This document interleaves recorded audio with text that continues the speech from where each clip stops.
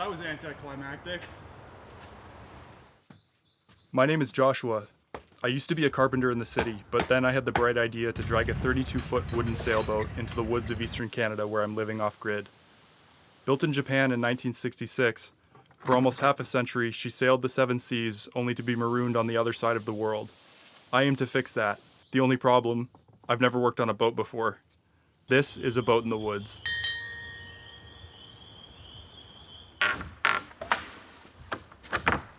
January 18th, 2026.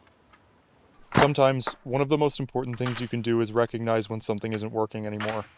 That even though you've put a lot of time and effort into making it work, it's time to pull the plug. The temporary shelter is no longer working. The winds here have been pulling it apart, even without a tarp on it. Maybe I could have made it strong enough by throwing even more labor at it, but I don't want to do that anymore. Honestly, I've been dreading working on it for the last couple months. So, armed with a length of rope and a club hammer, I had it down in a few hours.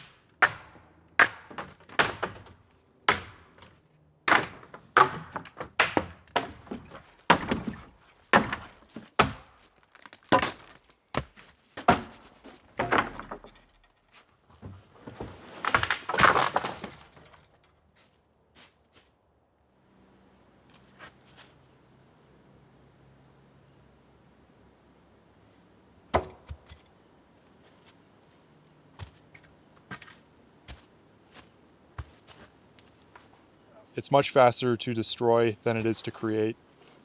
Speaking of which, none of the birch poles that I cut down or the strapping will go to waste. I already have plans for them.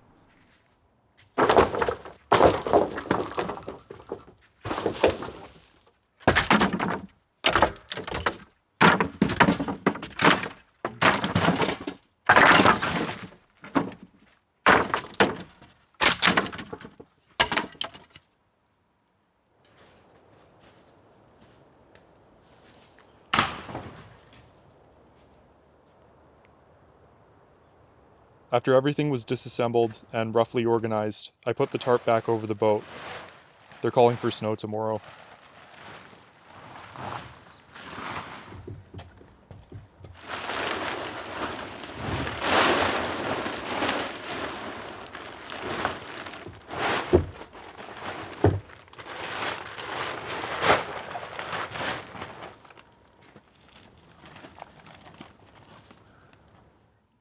January 19th.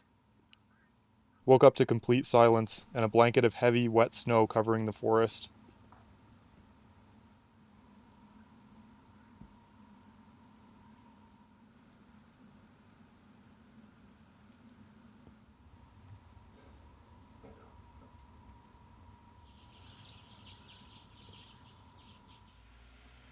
With the shelter taken down, it was time to go back to basics.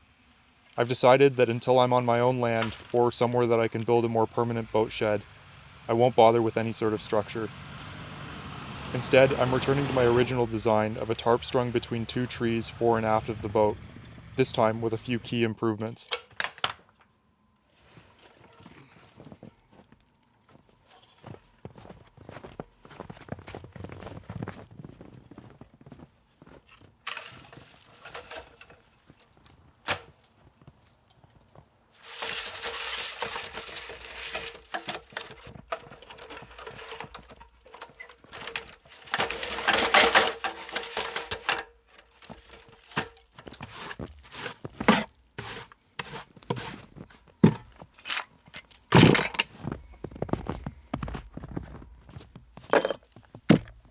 The first is a hand crank winch mounted at ground level so that the tarp line can be easily raised and lowered depending on wind conditions.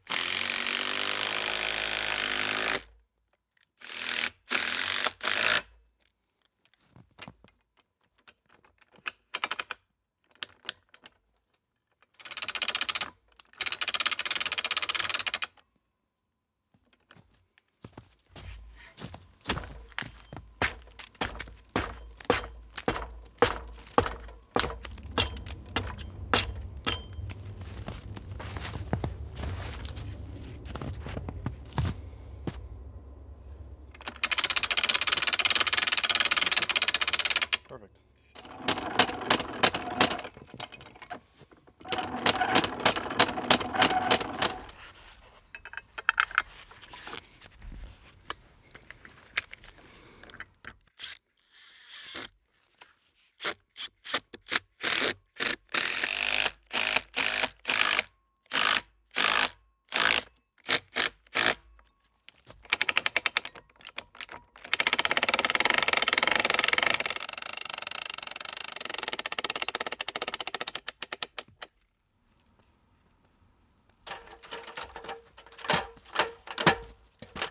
Once I had the winch mounted where I wanted it, I installed a fixed pulley at the top of the pole to guide the rope downward to the winch.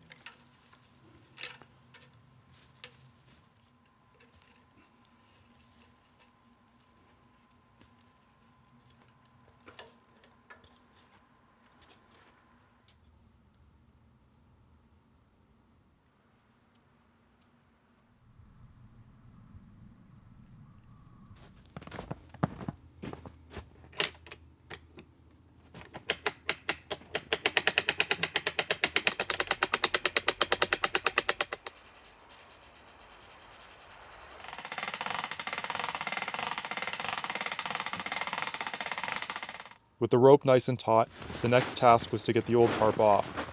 No easy feat with the wet and heavy snow piled on top of it.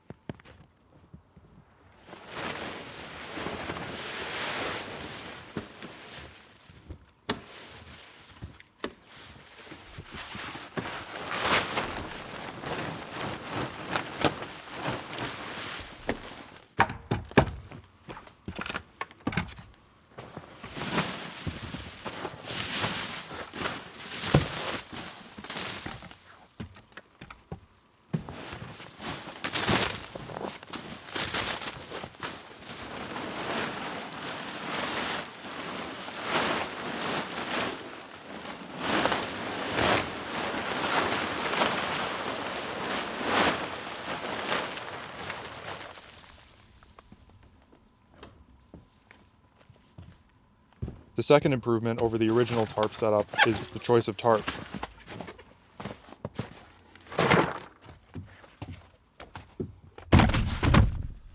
This new one is much thicker and hopefully much more robust.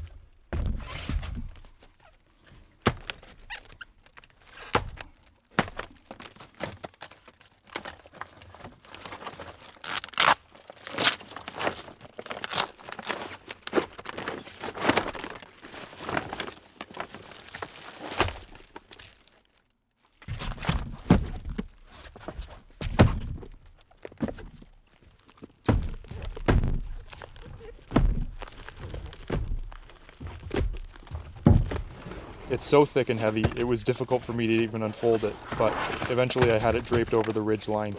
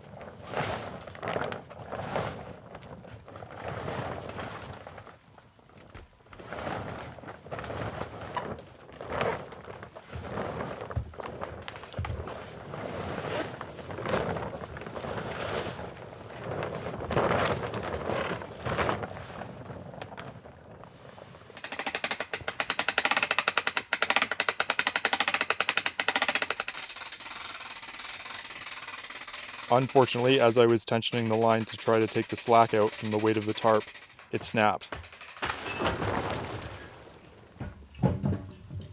I can't really fault it. It's been outside for almost 2 years and was soaked and frozen solid.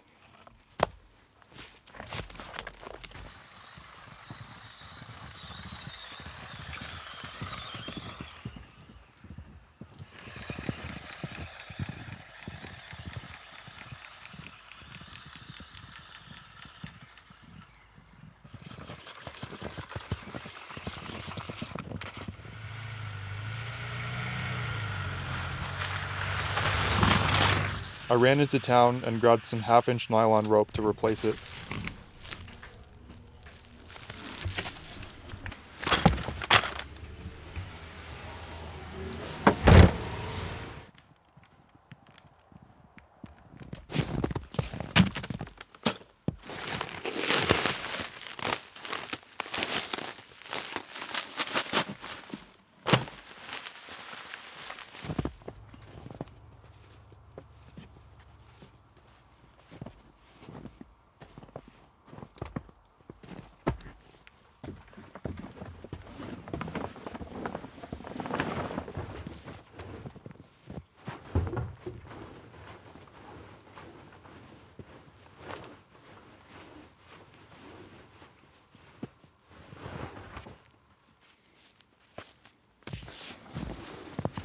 I also picked up some longer lag bolts to reinforce the pulley mount.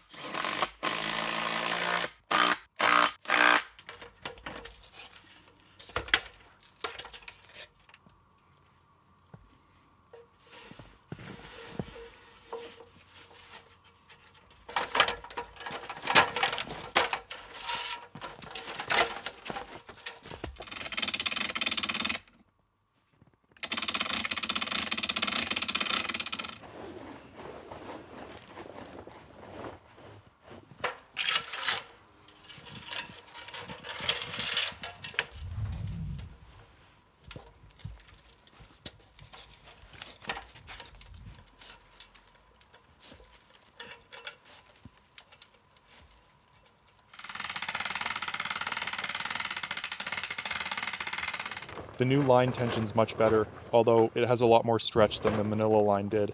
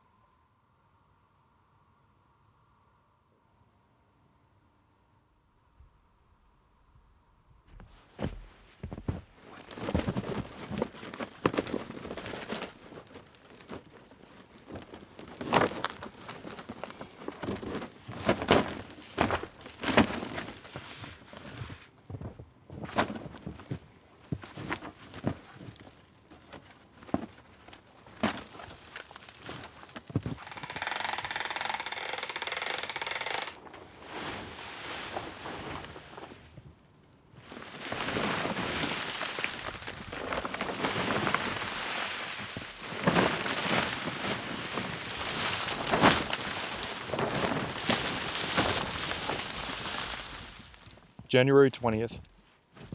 The ridgeline still had one problem: height. No matter how tight I tensioned the line, it could only sit a few feet off of the deck. Luckily, I hadn't moved the spruce pole I used to prop up the last line. This time it put up much less of a fight, and added a good amount of headroom on deck.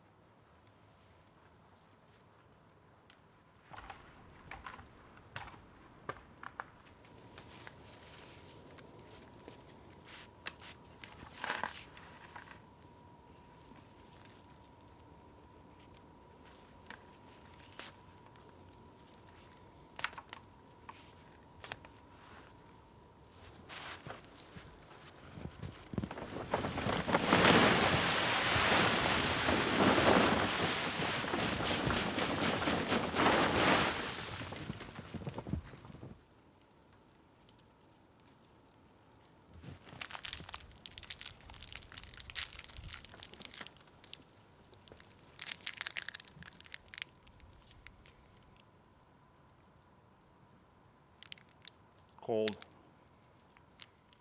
The third improvement over the old setup are the corners of the tarp.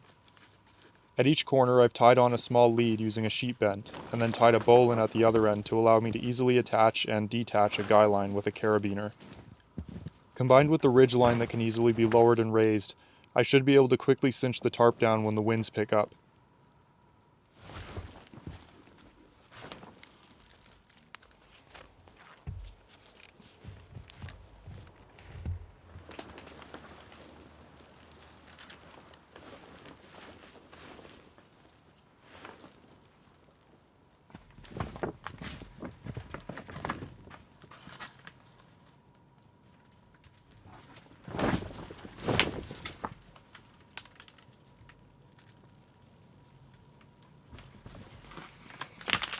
It's not a perfect setup. There's not a lot of headroom on either side of the deck house, but it's done and it's going to keep the boat dry. Plus, the wind won't destroy it in a matter of months.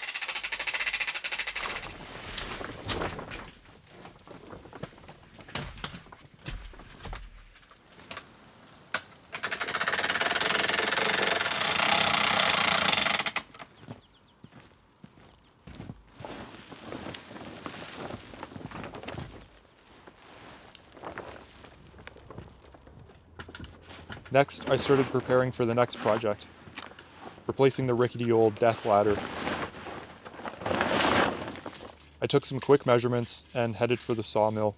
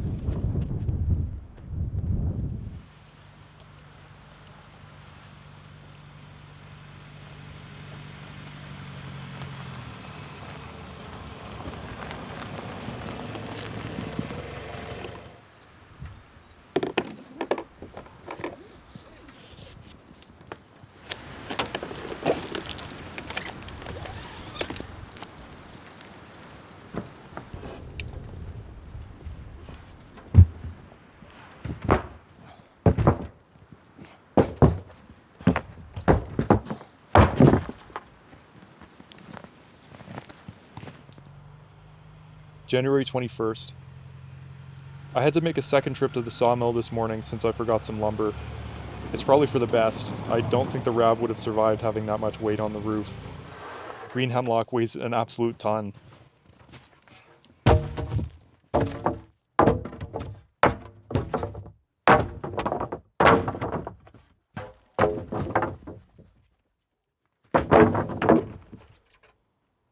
After the lumber was unloaded, I started digging around in the snow for spruce poles that had been left from the road clearing and other projects on the land. These would make up the uprights of the structure that I'm going to build.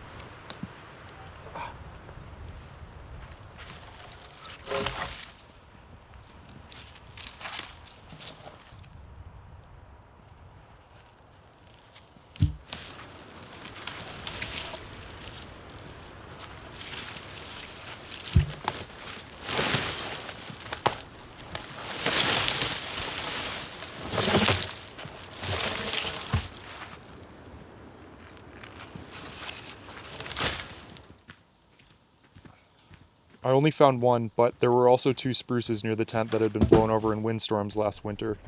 I guess now's as good a time as any to do something about this. And that.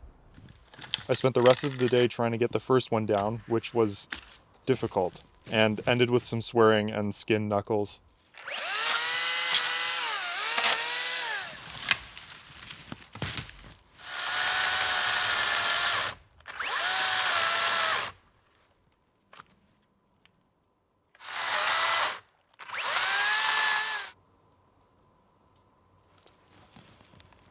No bar oil. Oh my god.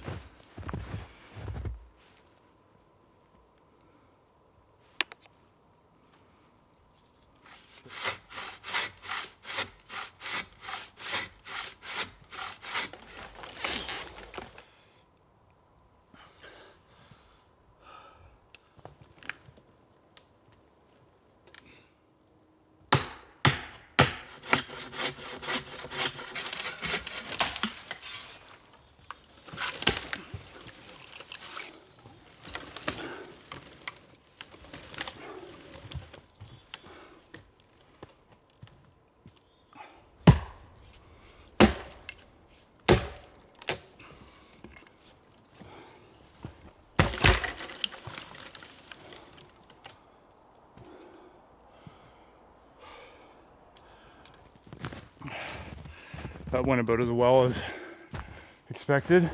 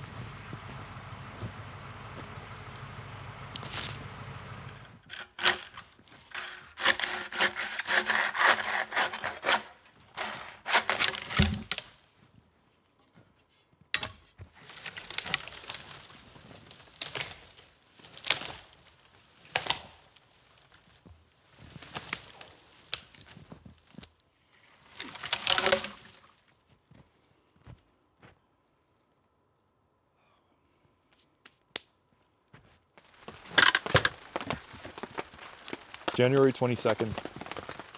After draining whatever goop had congealed in my chainsaw bar oil reservoir and replacing it with actual bar oil, I started cutting up the tree I'd brought down yesterday.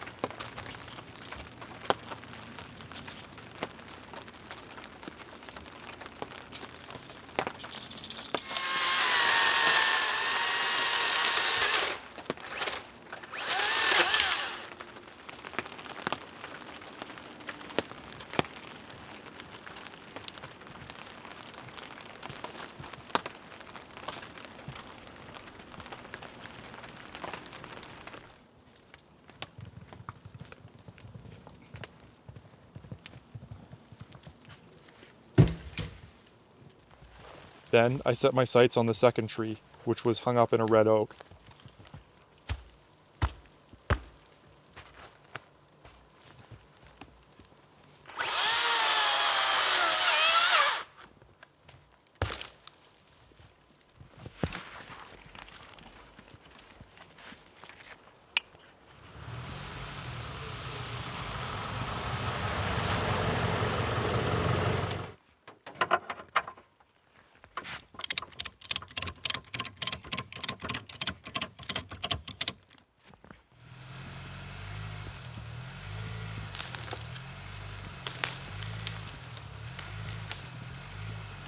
I didn't want to damage the oak if I could help it, so I dragged the base of the trunk away with the RAV, which worked great. But then I hit a wall. I don't know if it's the weather or the short days, but I'm really struggling right now. I'm going to rest for a day or so, and then I'll get back to it.